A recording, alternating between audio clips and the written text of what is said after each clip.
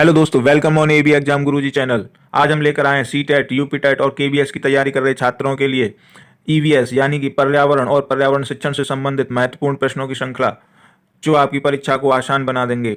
जो विद्यार्थी हमारे चैनल पर नए हैं वो हमारे चैनल एबी एग्जाम गुरुजी को सब्सक्राइब कर लें, जिससे कि आने वाली वीडियो आपको समय से प्राप्त हो सकें। तो शुरू करते हैं आज का पहला प्रश्न। नीचे दिए गए जीवों के समूह में से किसकी दृष्टि श्रेष्ठ होती है तथा वे मनुष्य की तुलना में 4 गुनी अधिक दूरी की वस्तुओं को देख सकते हैं? नंबर 1 मधुमक्खी, मच्छर, तितली। नंबर 2 बाघ, तेंदुआ, सांड। नंबर 3 सांप, रेशम कीट, छिपकली। नंबर 4 चील, गरुड़, गिद्ध। आपको बताना है इन चारों जोड़ों में से कौन सा जोड़ा एकदम सही है, जिसकी दृष्टि श्रेष्ठ होती है, मनुष्यों से 4 गुनी अधिक दूरी को देख सकते हैं। तो इसका सही आंसर हो जाएगा ऑप्शन नंबर डी, चील, गरुड़, गिद्ध। इनमें से चील और गरुड़ और गिद्ध की जो दृष्टि होती है वो मनुष्य से 4 गुना अधिक दूरी तक की वस्तुओं को देख पाने में सक्षम होती हैं। तो इसका सही आंसर हो जाएगा ऑप्शन नंबर डी, चील, गरुड़, गिद्ध। चलिए चलते हैं नेक्स्ट प्रश्न की ओर। Question number 2। जब कोई सपेरा अपने वाद्य यंत्र यानी कि वीण को बजाता है तो सांप उसकी ध्वनि पर अपने सिर को इधर उधर घुमाता है। आपके विचार से सांप वाद्य यंत्र के प्रति अनुक्रिया कैसे कर रहा है? ऑप्शन नंबर 1 उस वाद्य यंत्र की गति को देखकर, या ऑप्शन नंबर बी वाद्य यंत्र द्वारा उत्पन्न कंपनों के प्रति अनुक्रिया करके, या ऑप्शन नंबर सी है उस वाद्य यंत्र को सूंघकर, या ऑप्शन नंबर डी उस वाद्य यंत्र की ध्वनि को सुनकर। तो इसका सही आंसर हो जाएगा option number D, option number B उस वाद्य यंत्र द्वारा उत्पन्न कंपनों के प्रति अनुक्रिया करके। ऑप्शन नंबर बी बिल्कुल सही आंसर हो जाएगा उसका। जब कोई सपेरा बीन बजाता है तो उस बीन के द्वारा उत्पन्न कंपनों से सांप अनुक्रिया कर अपने सिर को हिलाता है, जिसे हम सामान्यतः लोग सांप को नृत्य करता हुआ समझ लेते हैं। तो जो बीन बजती है तो उसकी ध्वनि को सुनकर जब सांप अनुक्रिया करता है तो सिर हिलाता है, और जिसे हम क्या समझते हैं कि वो डांस कर रहा है। ठीक है, तो इसका ऑप्शन नंबर बी बिल्कुल सही आंसर हो जाएगा। चलिए चलते हैं नेक्स्ट प्रश्न। Question number 3। परिवार एक इकाई होता है जिसमें माँ, पिता और उनके 2 बच्चे होते हैं। यह कथन होगा। ये क्वेश्चन आपका पहली यूनिट से लिया गया है। एक एक क्वेश्चन चुनिंदा है और जो आपको बहुत ही मदद करेगा आपके पेपर में। ऑप्शन नंबर ए सत्य है, क्योंकि सभी भारतीय परिवार इसी प्रकार के होते हैं। ऑप्शन नंबर बी सही नहीं है, क्योंकि इस कथन में यह स्पष्ट करना चाहिए कि बच्चे जैविक होते हैं। ऑप्शन नंबर सी सही नहीं है, क्योंकि परिवार कई प्रकार के होते हैं तथा परिवार का केवल एक ही प्रकार में वर्गीकरण नहीं किया जा सकता है। ऑप्शन नंबर डी बोल रहा है कि सत्य है, क्योंकि यह किसी आदर्श परिवार का आकार है। तो आपको सही आंसर बताना है। परिवार एक इकाई होता है जिसमें माँ, पिता और उनके 2 बच्चे होते हैं। इसका सही आंसर हो जाएगा ऑप्शन नंबर सी, सही नहीं है, क्योंकि परिवार कई प्रकार के होते हैं तथा परिवार का केवल एक ही प्रकार में वर्गीकरण नहीं किया जा सकता। तो इसलिए इसका ऑप्शन नंबर सी बिल्कुल सही हो जाएगा। ऐसा नहीं है, देखो पहला ऑप्शन कह रहा है कि क्योंकि सभी भारतीय परिवार इसी प्रकार के होते हैं। तो ऐसा जरूरी नहीं है कि सिर्फ माँ, पिता और बच्चे ही हों, दादा दादी भी हो सकते हैं, चाचा चाची भी साथ में रह सकते हैं। तो परिवार होता है। ठीक है, तो ये गलत हो जाएगा। और ऑप्शन नंबर बी कह रहा है सही नहीं है, क्योंकि इस कथन में स्पष्ट करना चाहिए कि बच्चे जैविक होते हैं। इससे उसका क्या मतलब है? वो कह रहा है परिवार एक इकाई है, तो ये भी गलत हो जाएगा। और ऑप्शन नंबर डी कह रहा है सत्य है, क्योंकि यह किसी आदर्श परिवार का आकार है। ये भी गलत हो जाएगा। ऑप्शन नंबर सी बिल्कुल सही है। चलिए चलते हैं नेक्स्ट प्रश्न की ओर। Question number 4।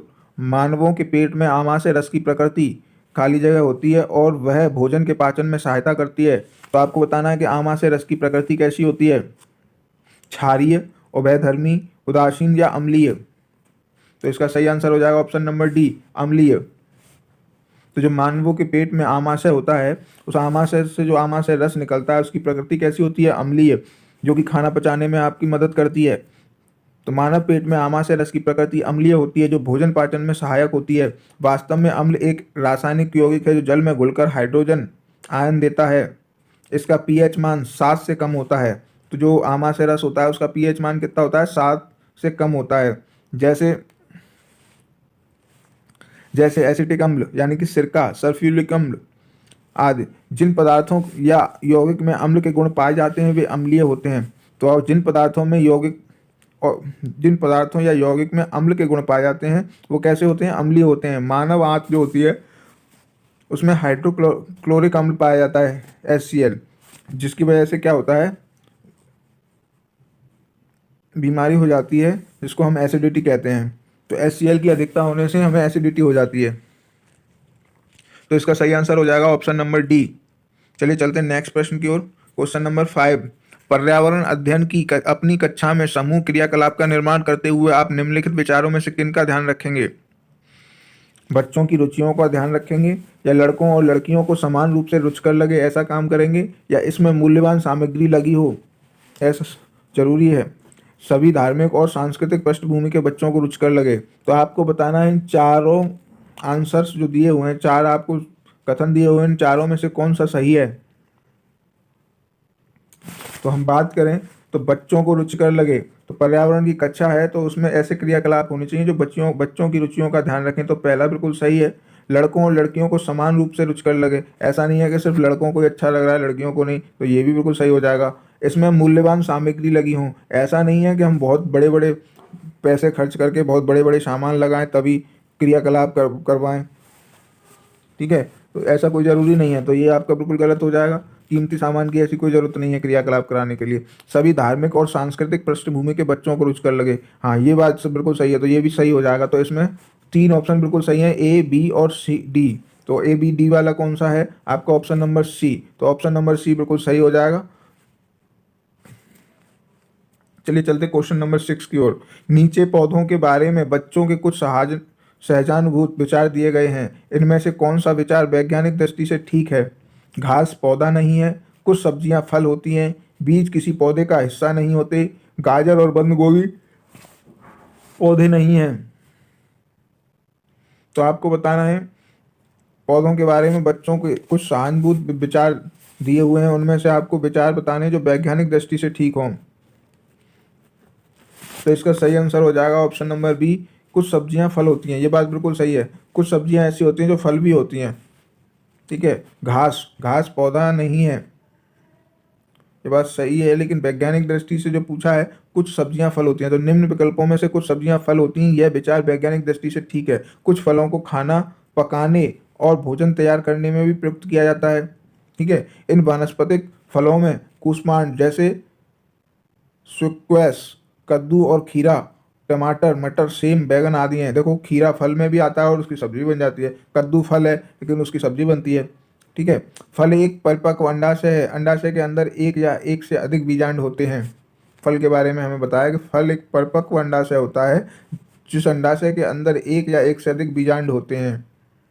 तो इसका सही आंसर हो जाएगा ऑप्शन नंबर बी, कुछ फल सब्जियां होती हैं। वैज्ञानिक दृष्टि से आपको बताना है तो ऑप्शन नंबर बी बिल्कुल सही हो जाएगा। ये तो बिल्कुल ही गलत है, बीज किसी पौधे का हिस्सा नहीं होते। क्यों नहीं होते? बीज नहीं होंगे तो पौधा कैसे बनेगा? गाजर और बंद गोभी पौधे नहीं होते तो क्या होते हैं? पौधे तो होता ही है गाजर और बंद गोभी का, ठीक है। तो इसलिए ऑप्शन नंबर बी बिल्कुल सही हो जाएगा। चलिए चलते हैं नेक्स्ट प्रश्न की ओर। क्वेश्चन नंबर 7, एक शिक्षक प्रत्येक बच्चे को अपने घरों की रद्दी सामग्री से कुछ उपयोगी वस्तु बनाने को कहता है। शिक्षक का शैक्षिक अभिप्राय नहीं है, आपको नहीं बताना है। इसमें से नेगेटिव आंसर कौन सा है वो आपको बताना है। नहीं का जरूर ध्यान रखें, कभी भी क्वेश्चन आए को पूरा पढ़ें और नहीं आए तो उसको ज़्यादा अच्छे से ध्यान से पढ़ें और उसका सही आंसर दें। तो इसमें जो गलत आंसर होगा वही आपका सही आंसर हो जाएगा। तो बच्चों को पुनश्चक्रण, पुनः प्रयोग और रूपांतरण को समझने देना, कूड़े से बनी श्रेष्ठ वस्तुओं की प्रदर्शनी आयोजित करना, कक्षा के श्रेष्ठ विद्यार्थियों के बारे में निर्णय करना, या बच्चों में सृजनशीलता का विकास करना। तब जब शिक्षक बच्चों से कह रहे हैं कि अपने घर की जो रद्दी है उससे कुछ उपयोगी वस्तुएं बनाने, तो इससे शिक्षा का कौन सा अभिप्राय ऐसा है जो नहीं होगा? तो बच्चों को पुनस्करण और पुनः प्रयोग और रूपांतरण को समझने देना, ये बिल्कुल सही है। कूड़े से बनी श्रेष्ठ वस्तुओं की प्रदर्शनी आयोजित करना, ये अभी question number option number C कह रहा है। कक्षा के श्रेष्ठ विद्यार्थियों के बारे में निर्णय करना, बच्चों में सृजनशीलता का विकास करना, ये भी बिल्कुल सही है। तो ऑप्शन नंबर बी भी सही है। तो आपका ये होगा कक्षा के श्रेष्ठ विद्यार्थी के बारे में निर्णय करना। हम इससे कोई ये पता थोड़ी कर रहे हैं कि कक्षा में श्रेष्ठ विद्यार्थी कौन सा है, हम तो बच्चों से क्रियाकलाप करा रहे हैं जिससे कि उनका विकास हो सके और वो अपनी समझ को विकसित कर सकें। इसका ऑप्शन नंबर सी जो है नेगेटिव में जाएगा, इसलिए ऑप्शन नंबर सी बिल्कुल सही आंसर हो जाएगा इसका। शिक्षक प्रत्येक विद्यार्थी से रद्दी सामग्री से कुछ उपयोगी वस्तु बनाने को कहना, बच्चों में रद्दी वस्तु का पुनः प्रयोग और रूपांतरण को समझना एवं बच्चों में सृजनशीलता का विकास करना है, न कि कक्षा के श्रेष्ठ विद्यार्थी के बारे में निर्णय करना है। ठीक है, तो इसका ऑप्शन नंबर सी बिल्कुल सही आंसर हो जाएगा। चलिए चलते हैं क्वेश्चन नंबर 8 की ओर। पशुओं की त्वचा पर विविध पैटर्न यानी कि डिजाइन पाए जाते हैं। उनकी त्वचा पर बालों के कारण होते हैं, या उन जलवायु के कारण होते हैं जिसमें वे रहते हैं, या फिर उनकी शारीरिक शक्ति को इंगित करते हैं, या परावर्तित प्रकाश के कारण होते हैं। तो जो पशुओं के त्वचा पर विविध पैटर्न या डिजाइन पाए जाते हैं, जैसे कि टाइगर, बाघ होता है, उसकी आपने देखा होगा उस पर लाइनिंग पाई जाती है, बिल्ली होती है, कुत्ते होते हैं, इनके बालों पर डिजाइन पाई जाती हैं, तो वो किसके कारण होता है? तो ये होता है आपका उनकी त्वचा पर बालों के कारण, या फिर जलवायु के कारण, या शारीरिक शक्ति के कारण, या फिर प्रकाश के कारण।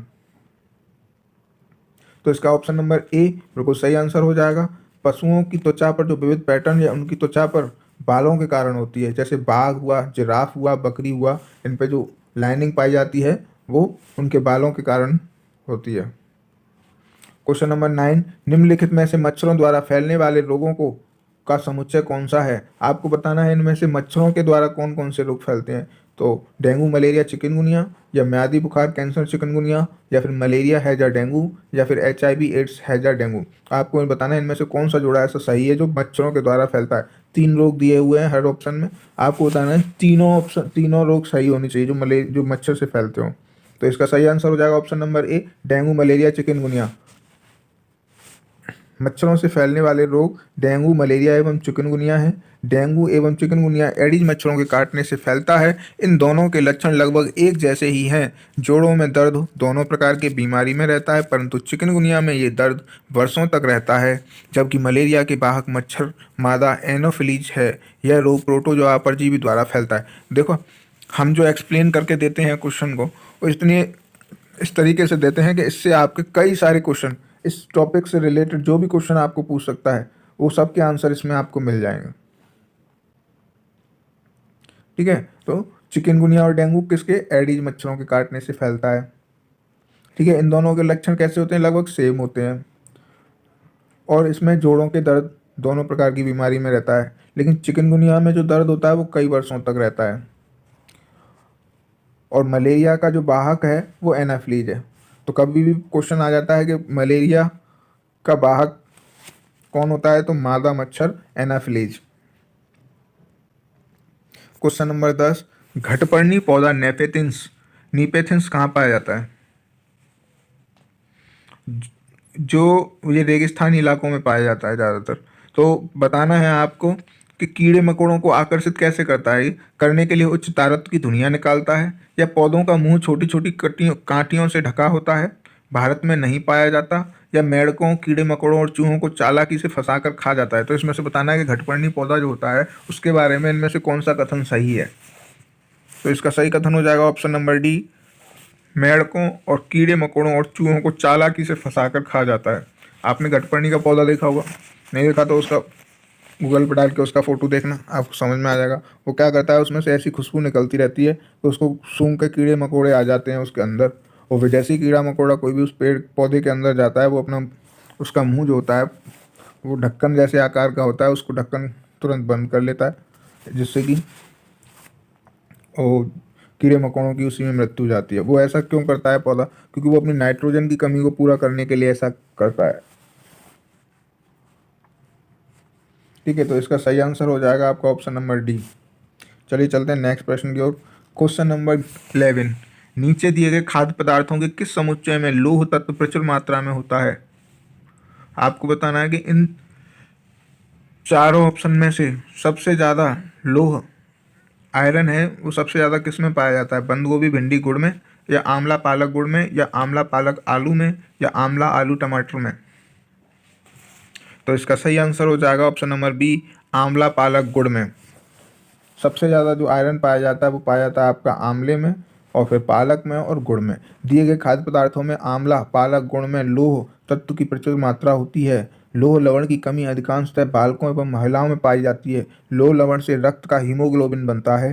तो आयरन हमारा शरीर के लिए क्यों आवश्यक है? क्योंकि हीमोग्लोबिन बनाता है जो शरीर में ऑक्सीजन का संवाहक होता है। लौह तत्व की कमी से रक्त की यह क्षमता कम हो जाती है, जिसे एनीमिया कहते हैं। तो एनीमिया रोग किसके कारण होता है? वो आयरन की कमी के कारण होता है।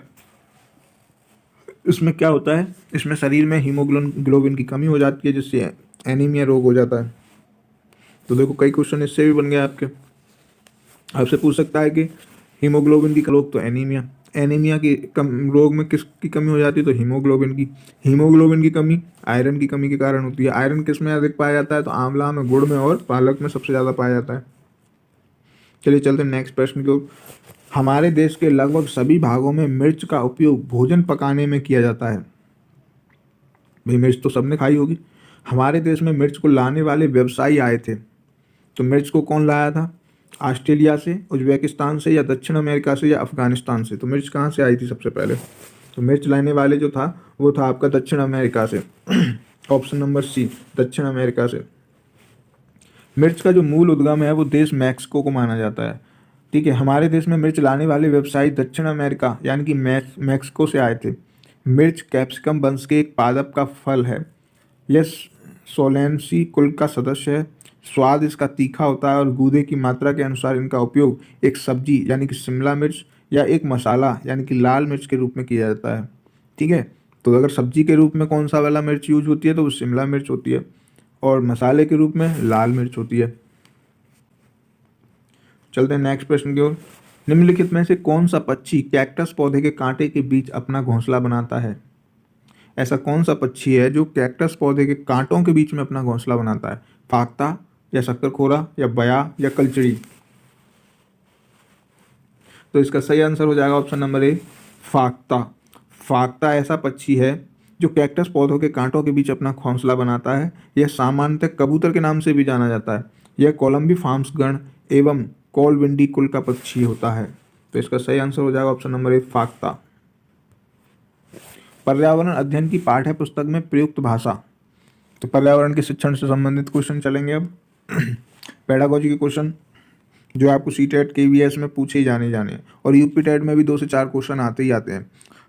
सीटेट में 15 क्वेश्चन आपको देगा ही देगा, और लौट फिर के यही क्वेश्चन आते हैं, देख लेना आप अच्छे से। पर्यावरण अध्ययन की पाठ्य पुस्तक में प्रयुक्त भाषा भूखी और बच्चों के द्वारा समझने में कठिन होनी चाहिए। परिभाषाओं पर बल देते हुए औपचारिक बनाई जानी चाहिए। तकनीकी और औपचारिक होनी चाहिए, या बच्चे की दिन प्रतिदिन की भाषा से संबंधित होनी चाहिए।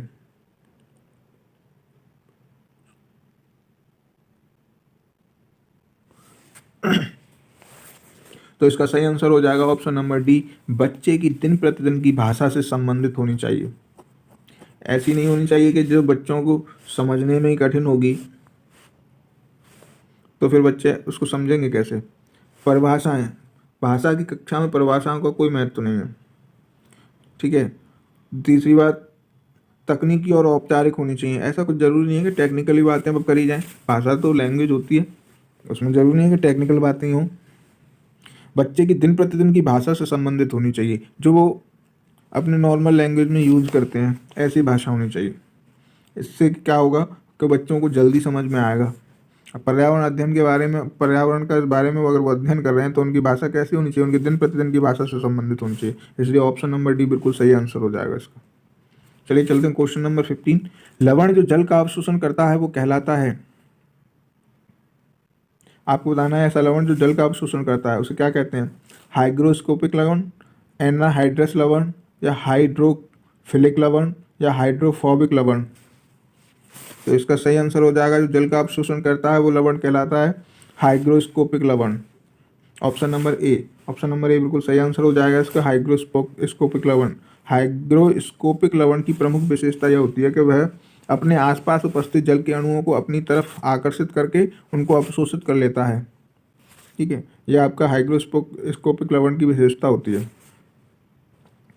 क्वेश्चन नंबर 16, भूकंप मापा जाता है बोफोर्ट पैमाने में, डेसिबल में, न्यूटन में, या रिक्टर पैमाने में। आपको बताना भूकंप किस में मापा जाता है, भूकंप मापने का कौन सा पैमाना होता है। तो भूकंप मापा जाता है रिक्टर पैमाने में। आप कहेंगे इतना सरल क्वेश्चन है, जिसको आता है उसके लिए सरल है, जो जिसको नहीं आता उसके लिए कठिन है। लेकिन सीटेट ऐसे ही क्वेश्चन को पूछता है, ईवीएस में आपके ऐसे ही क्वेश्चन आने हैं। तो भूकंप जो है आपका ऑप्शन नंबर डी, रिक्टर पैमाने में मापा जाता है। भूकंप की तीव्रता मापने के लिए रिक्टर पैमाने का प्रयोग किया जाता है। यह रिक्टर पैमाना सीस्मोग्राफ यंत्र में लगा रहता है। अगर आपसे पूछेगा कि भूकंप मापी यंत्र कौन सा है, भूकंप मापी यंत्र, तो सीस्मोग्राफ। कौन सा है? सीस्मोग्राफ। और अगर आपसे पूछेगा किस में नापा जाता है, उसकी यूनिट क्या है, तो वो रिक्टर पैमाने में। क्वेश्चन नंबर 17, सूर्य के हानिकारक किरणों से पृथ्वी को कौन सा स्तर सुरक्षित रखता है? आयन मंडल, समताप मंडल, क्षोभ मंडल या चुंबक मंडल?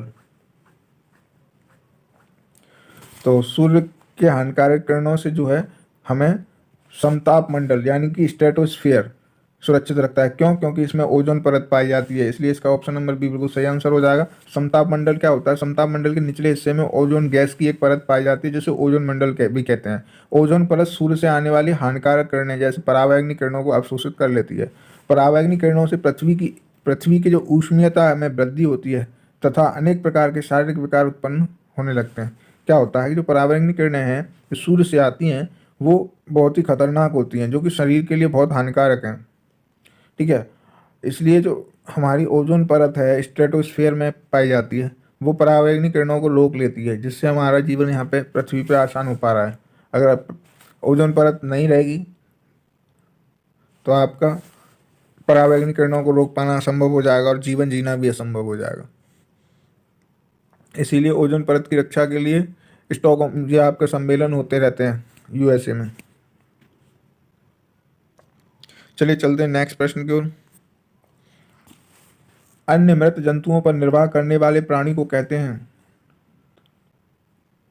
तो आपको बताना है कि मृत जंतुओं पर निर्वाह करने वाले प्राणी कौन कौन से? पैरासाइट, डिकम्पोजर, स्केवेंजर या ओमनीवोर? आपको बताना इनमें से ऐसा कौन सा जंतु है जो मृत जंतुओं पर जीवन निर्वाह करता है, अपने मृत जंतुओं को ही अपना भोजन बनाता है? तो आपका हो जाएगा option number C, scavenger. Scavenger मांसाहारी एवं शाकाहारी दोनों होते हैं, जो पर्यावरण में मृत जीव जंतु तथा मृत पेड़ पौधों को अपना जीवन निर्वाह करने में अपना भोजन बनाते हैं, जैसे मक्खी हुई, गिद्ध हुआ, या आपके कैसे हैं ओमनीवोर हैं, स्केवेंजर हैं, sorry C, option number C scavenger हैं। ठीक है, तो ये आपका मरे हुए जीवों को भी खा लेते हैं। अब चलिए चलते हैं नेक्स्ट प्रश्न की ओर। क्वेश्चन नंबर 19, विश्व ऊष्मायन के लिए निम्न में से कौन एक कारक है? वाहनों से निकली गैसें, पेड़ पौधों से निकली गैसें, या भट्टियों से निकली गर्म हवा, या रसोई गैस? तो आपको बताना है विश्व ऊष्मायन यानी कि ग्लोबल वार्मिंग। ग्लोबल वार्मिंग में इनमें से कौन सा कारक है? तो इसका ऑप्शन नंबर ए बिल्कुल सही हो जाएगा, वाहनों से निकली गैसें। विश्व ऊष्मायन ग्लोबल वार्मिंग के लिए CO2, N2O और CH4 आदि गैसें उत्तरदायी हैं। ये गैसें वाहनों के इंजन के दहन से अत्यधिक मात्रा में उत्सर्जित होती हैं तथा ये गैसें वायुमंडल में पहुंचकर विश्व ऊष्मायन यानी कि ग्लोबल वार्मिंग जैसी समस्या पैदा करती हैं। तो ग्लोबल वार्मिंग किससे होती है? वो होती है आपकी CO2 कार्बन डाइऑक्साइड से, नाइट्रस ऑक्साइड से और CH4 आदि गैसों से होती है, जो ज़्यादातर वाहनों के धुओं से निकलती है। ठीक है, तो उससे क्या होता है? ग्लोबल वार्मिंग होती है। तो इसका ऑप्शन नंबर ए बिल्कुल सही हो जाएगा, वाहनों से निकली गैसें।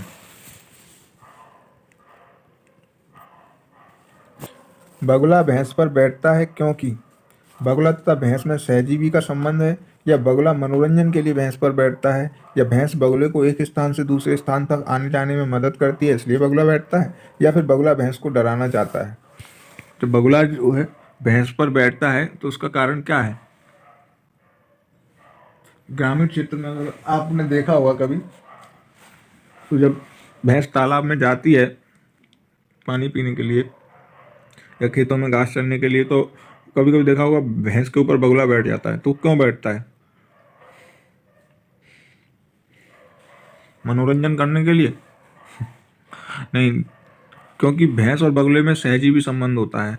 बगुला अपनी भूख बुझाने के लिए भैंस पर बैठता है और इससे भैंस का भी फायदा होता है, क्योंकि जो भैंस के शरीर पर कीड़े मकोड़े होते हैं छोटे छोटे, जो भैंस को भी परेशान करते हैं, तो बगुला क्या करता है? भैंस का काम आसान कर देता है उन कीड़ों मकोड़ों को खा के, जिससे कि भैंस की भी सेफ्टी हो जाती है और बगुले को भी अपना भोजन मिल जाता है। तो इसलिए बगुला तथा भैंस में सहजीवी संबंध होता है, इसलिए बगुला भैंस पर बैठता है। सहजीवी का मतलब होता है किसी एक जीव का दूसरे जीव पर आश्रित होकर आंशिक रूप से अपने जीवन का निर्वाह करते रहना।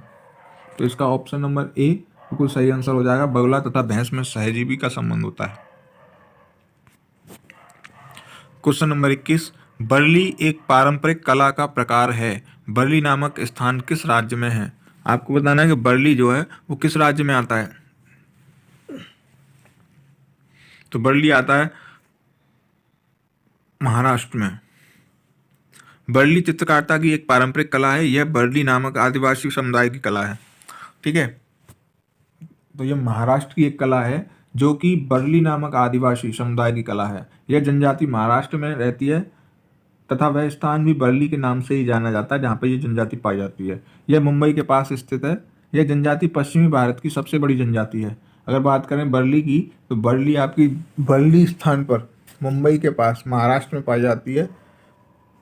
ठीक है, और ये सब पश्चिमी भारत की सबसे बड़ी जनजाति है। तो इसका ऑप्शन ए महाराष्ट्र सही आंसर हो जाएगा। चलिए चलते क्वेश्चन नंबर 22, कुड़ुक कहाँ के लोगों की भाषा है?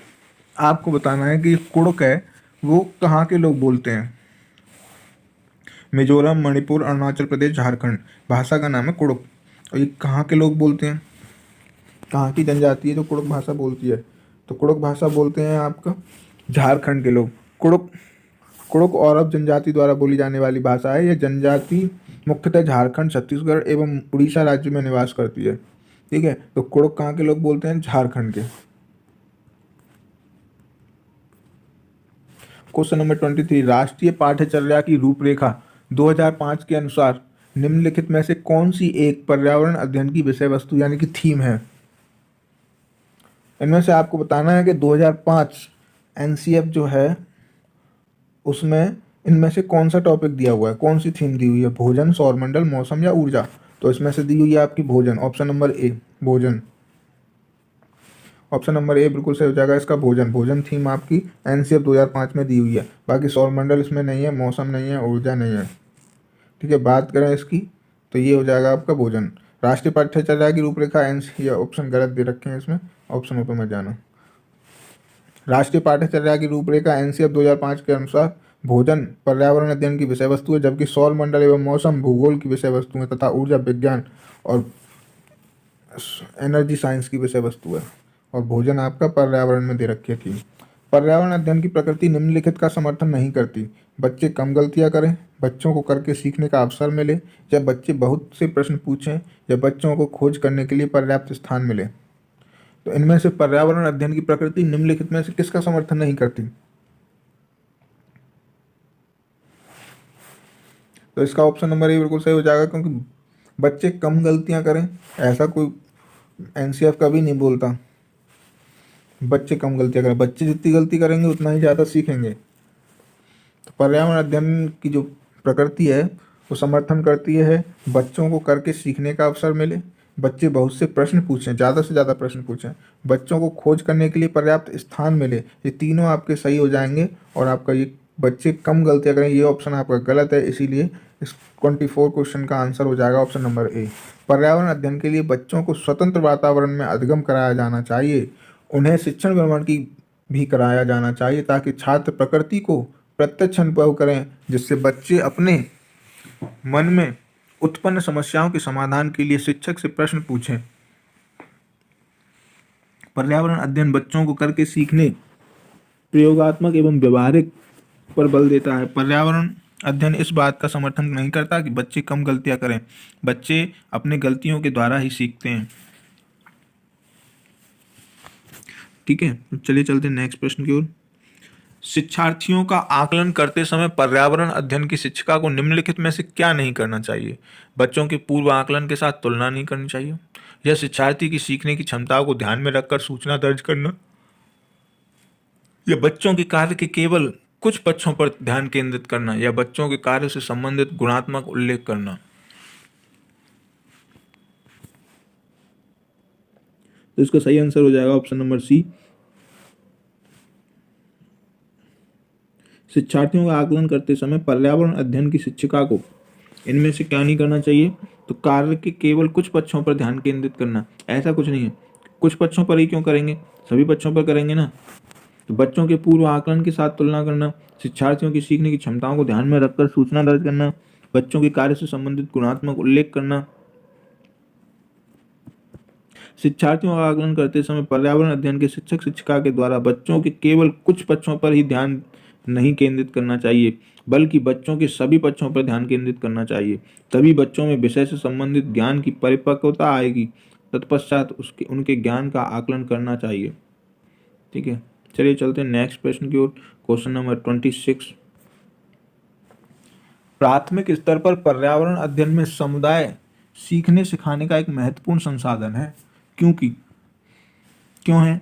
यह एक बहुत सस्ता संसाधन है इसलिए, या फिर यह आसानी से उपलब्ध होने वाला संसाधन है, या फिर इसमें समझदार और बुजुर्ग व्यक्ति होते हैं, या फिर इसमें यह वास्तविक स्थितियों में सीखने के अवसर उपलब्ध कराता है। तो इसका सही आंसर हो जाएगा ऑप्शन नंबर डी। समुदाय क्यों जरूरी है? क्योंकि यह वास्तविक परिस्थितियों में सीखने के अवसर उपलब्ध कराता है। ऑप्शन नंबर डी बिल्कुल सही हो जाएगा। प्राथमिक स्तर पर पर्यावरण अध्ययन में समुदाय जो होता है वो सीखने सिखाने का महत्वपूर्ण संसाधन है, क्योंकि समुदाय में बच्चा स्वयं को सुरक्षित से अपने से जुड़ाव महसूस करता है तथा साथ ही बच्चे को वास्तविक स्थितियों में कैसी स्थितियों में वास्तविक स्थितियों में सीखने का अवसर प्राप्त होता है, जिससे बच्चे में तेजी से अधिगम की क्षमता का विकास होता है।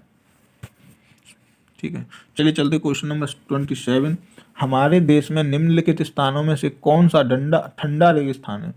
आपको बताना है कि इनमें से कौन सा रेगिस्तान ठंडा रेगिस्तान है।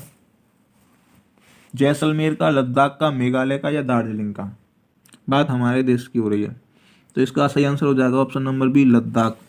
लद्दाख का जो रेगिस्तान है वो कैसा रेगिस्तान है? ठंडा रेगिस्तान है।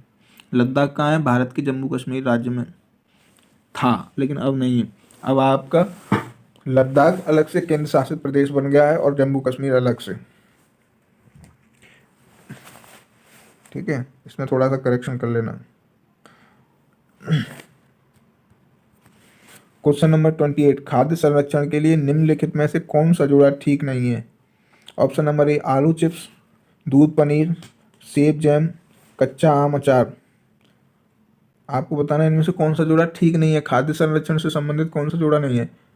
तो देखो, आलू के चिप्स बनाए जाते हैं जिससे कि हम उन्हें ज़्यादा दिन तक रख सकें, ठीक है कि नहीं, और सेब का जैम बनाया जाता है, और कच्चे आम का अचार बनाया जाता है, और दूध का पनीर बनाया जाता है। ठीक है, खाद्य संरक्षण तो चारों का हो रहा है, लेकिन जो दूध का जो पनीर है वो आप ज़्यादा दिन तक उसको स्टोर करके नहीं रख सकते, लेकिन चिप्स को आप सालों रख सकते हैं। सेब का जैम बना के भी कई दिनों तक रखा जा सकता है। कच्चे आम का अचार भी हम इसीलिए डालते हैं कि वो कई दिनों तक चल सके। ठीक है, तो इसका ऑप्शन नंबर बी ऑप्शन सही हो जाएगा, जो कि आपका ज़्यादा दिन तक नहीं चलेगा। तो खाद्य संरक्षण की दृष्टि से दूध पनीर का जोड़ा गलत है, क्योंकि दूध से बने पनीर को ज़्यादा देर तक संरक्षित करके सुरक्षित नहीं रखा जा सकता, जबकि आलू से बने चिप्स, कच्चे आम से बना अचार तथा सेब से बने जैम को अत्यधिक समय तक के लिए सुरक्षित रख सकते हैं। चलिए चलते हैं क्वेश्चन नंबर 29।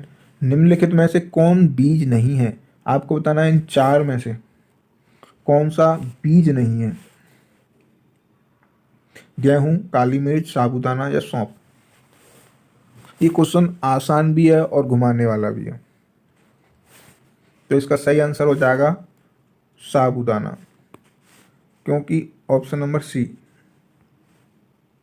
साबूदाना,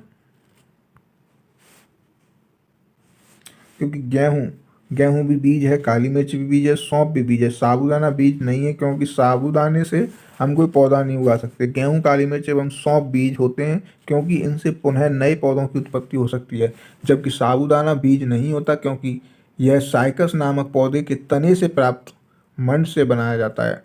ये आपका बीज नहीं होता, ना ही सीधे प्रकृति से प्राप्त होता है। ये साइकस नामक पौधे के तने से प्राप्त जो मंड होता है, जो रस निकलता है उससे बनाया जाता है। Question number 30। नीता आंध्र प्रदेश जाती है और 2 साड़ियाँ खरीदती है। कहाँ जाती है वो? आंध्र प्रदेश, और 2 साड़ियाँ खरीदती है जो खास तौर पर वहीं बनाई जाती हैं। कहाँ पे बनाई जाती हैं? आंध्र प्रदेश में। वह क्या कहलाती हैं? तो जो आंध्र प्रदेश की साड़ियाँ हैं वो क्या कहलाती हैं? पोचमपल्ली और कलमकारी, या पोचमपल्ली और कांजीवरम, या कलमकारी और चंदेरी, या कलमकारी और कंथा। तो आंध्र प्रदेश की साड़ियों को हम किस किस नाम से जानते हैं, कौन सी कलाकारी के नाम से जानते हैं? तो इसका सही आंसर हो जाएगा ऑप्शन नंबर ए, पोचमपल्ली और कलमकारी। आंध्र प्रदेश में साड़ियों पर जो डिजाइन बनाई जाती है उन्हें पोचमपल्ली एवं कलमकारी कहा जाता है। नीता ने यही दोनों साड़ियाँ खरीदी थी जिन पर पोचमपल्ली और कलमकारी हो रखी थी। ये साड़ियाँ आपको आंध्र प्रदेश में पाई जाती। तो आज के 30 क्वेश्चन समाप्त हो रहे हैं, लेकिन आज हम आपके लिए लेकर आए स्पेशल एक अलग से क्वेश्चन, जो बोनस क्वेश्चन समझ लीजिए आप। क्वेश्चन नंबर 31, निम्नलिखित में से कौन सा जोड़ा ठीक है? आपको बताना है इनमें से कौन सा जोड़ा सही दिया हुआ है। असम बिहू, उड़ीसा भरतनाट्यम, तमिलनाडु लावड़ी, कर्नाटक कथक। आपको बताना है इनमें से सांस्कृतिक नृत्य कौन सा किस राज्य से संबंधित है, इनमें से सही जोड़ा कौन सा है। तो बात करें तो इसमें से सही जोड़ा हो जाएगा आपका असम का बिहू। तो बिहू जो नृत्य है वो आपका असम का है। तो बात करें, बिहू असम का लोक नृत्य है, जबकि भरतनाट्यम है वो आपका कहाँ का है, तमिलनाडु का। भरतनाट्यम कहाँ का है, तमिलनाडु का। और लावड़ी है वो आपका है पुणे का, ठीक है, वो तमिलनाडु का नहीं है, पुणे का है। और कथक आपका उत्तर भारत का शास्त्रीय नृत्य है। उड़ीसा का शास्त्रीय नृत्य ओडिसी तथा कर्नाटक का शास्त्रीय नृत्य यक्षगान है। तो इसलिए ऑप्शन नंबर ए इसका सही जोड़ा है। और आज के महत्वपूर्ण प्रश्नों की श्रृंखला समाप्त होते हुए, अगर वीडियो अच्छा लगा हो, क्वेश्चन इंपोर्टेंट लगे हों और अच्छे से समझ में आए हों, तो वीडियो को लाइक ज़रूर करें और अपने दोस्तों में शेयर करें, जिससे कि उनको भी ये वीडियो मिल सके और वो भी देख सकें, उनकी भी कुछ मदद हो सके। अगर आप चैनल पर नए हैं तो हमारे चैनल AB एग्जाम गुरुजी को सब्सक्राइब कर लें। टेट, सीटेट, एसटेट शिक्षक भर्ती से संबंधित संपूर्ण जानकारी और free classes, free practice set के लिए हमारे चैनल AB एग्जाम गुरुजी को यूट्यूब पर सब्सक्राइब करें और बेल आइकन को ऑन कर लें, जिससे कि हमारे आने वाली वीडियो आपको प्राप्त हो सकें। सीटेट परीक्षा से संबंधित नोट्स और पेडागोजी प्रैक्टिस सेट की PDF प्राप्त करने के लिए हमारे टेलीग्राम चैनल AB एग्जाम गुरुजी को ज्वाइन करें। सीटेट पास करना अब होगा और भी आसान। हम लेकर आए हैं आपके लिए सीटेट की निःशुल्क क्लासेस। रेगुलर क्लासेस प्राप्त करने के लिए और सीटेट से संबंधित किसी भी जानकारी के लिए हमारे चैनल AB एग्जाम गुरुजी को सब्सक्राइब कर लें और हमसे जुड़े रहें। Thank you.